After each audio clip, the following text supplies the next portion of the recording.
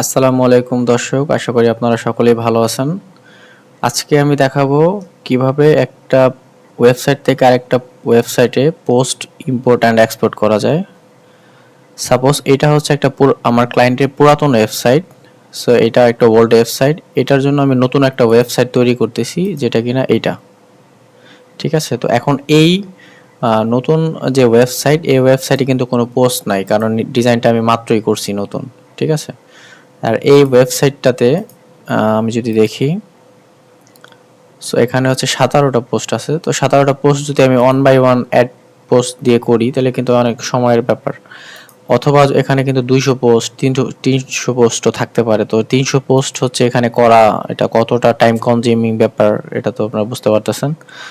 So এটার জন্যই হচ্ছে আমরা জাস্ট 2-1 মিনিটেই দেখা যায় সমস্ত পোস্টগুলো আমাদের নতুন ওয়েবসাইটে ইম্পোর্ট করতে পারবো। ঠিক আছে, তো এটার জন্য আমরা প্রথমে হচ্ছে যেটা এক্সিস্টিং বা পুরাতন যে ওয়েবসাইট আছে, সেই ওয়েবসাইট থেকে আমাদের পোস্টগুলা এক্সপোর্ট করে নিতে হবে। এটার জন্য আমরা চলে যাব টুলসের আন্ডারে এক্সপোর্ট। সো এখানে ক্লিক করার পরে দেখেন অল কন্টেন্ট আছে, তারপরে আছে পোস্ট। আমাদের শুধু পোস্টগুলা দরকার, সব কন্টেন্ট দরকার নাই। তো এখান থেকে পোস্ট সিলেক্ট করার পরে আমরা ক্লিক করব ডাউনলোড এক্সপোর্ট ফাইলে। ক্লিক করার পরে হচ্ছে ফাইলটা ডাউনলোড হয়ে যাবে। সো এটা ডাউনলোড হয়ে গেছে মাত্র 463 কেবির।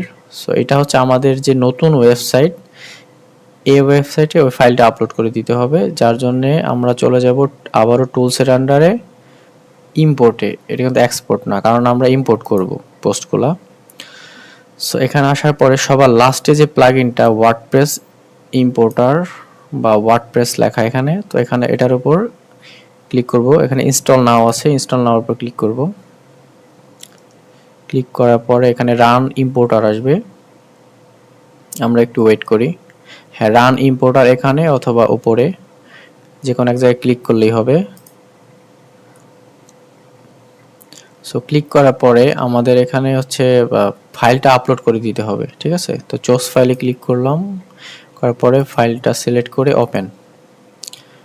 তারপরে হচ্ছে আপলোড ফাইল অ্যান্ড এক্সপোর্টে ক্লিক করতে হবে। এটা ক্লিক করার পরে আমরা একটু ওয়েট করব। এখন এখানে আমাদের ওয়েবসাইটে একটা ইউজার আছে, যেটা কিনা অ্যাডমিনিস্ট্রেটর আমি। সো আমরা চাইলে নতুন একটা ইউজার তৈরি করে সেই ইউজারের আন্ডারে কিন্তু পোস্টগুলো করতে পারি, বাট আমাদের দরকার নাই। সো আমরা হচ্ছে এক্সিস্টিং ইউজার যেটা আছে সেটাই সিলেক্ট করি। আরেকটা ইম্পর্টেন্ট বিষয়, সেটা হচ্ছে যে আমাদের প্রত্যেকটা ওয়েবসাইটে পোস্টের সাথে কিন্তু ইমেজ থাকে, তাই না? এই দেখেন, এই পোস্টে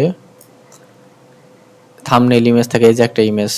ঠিক আছে, তো এই ইমেজ সহ যদি আপনি হচ্ছে ইম্পোর্ট করতে চান, সেক্ষেত্রে অবশ্যই এখানে টিক দিতে হবে।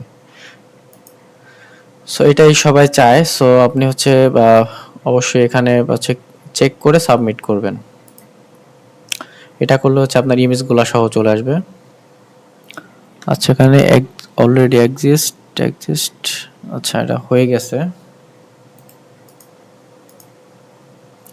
তো চেক করি, হ্যাঁ আমাদের কিন্তু 17টা পোস্ট কিন্তু চলে আসছে, একটু আগে একটা পোস্টও ছিল না। সো এখানে what to expect during a dental exam, এটা কিন্তু চলে আসছে। ঠিক আছে, তো ওয়ান বাই ওয়ান বাই চলে আসছে। আজকে ভিডিও এটাই ছিল। সো আপনারা সবাই ভালো থাকবেন। আসসালামু আলাইকুম।